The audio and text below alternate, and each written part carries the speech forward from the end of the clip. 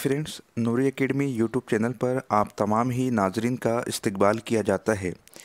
जैसा कि आप हजरात जानते हैं कि 10 अक्टूबर 2021 को रियासत महाराष्ट्र में टीचर एलिजिबिलिटी टेस्ट महा टेट एग्ज़ाम होने वाला था।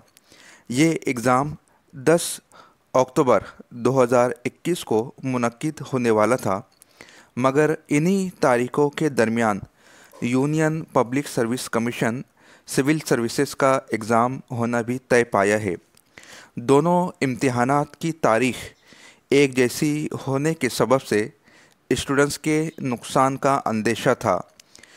इस सूरत हाल से निपटने के लिए महाराष्ट्र टीटी एग्ज़ाम को कुछ दिनों के लिए पोस्टपोन कर दिया गया है।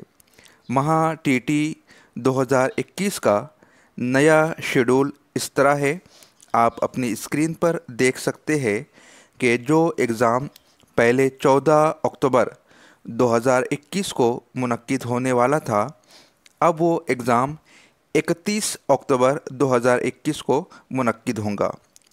पहला पेपर सुबह का वक्त दिया गया है, 10:30 बजे से शुरू होने वाला है, जो कि 1 बजे तक रहेगा, जबकि दूसरा पेपर 2 बजे से शुरू होने वाला है। इस तरह वो स्टूडेंट्स जिन्होंने महा टीटी का एप्लीकेशन फॉर्म फिल किया था, उन्हें स्टडी के लिए मज़ीद 20-21 दिनों का वक्त मिल गया है।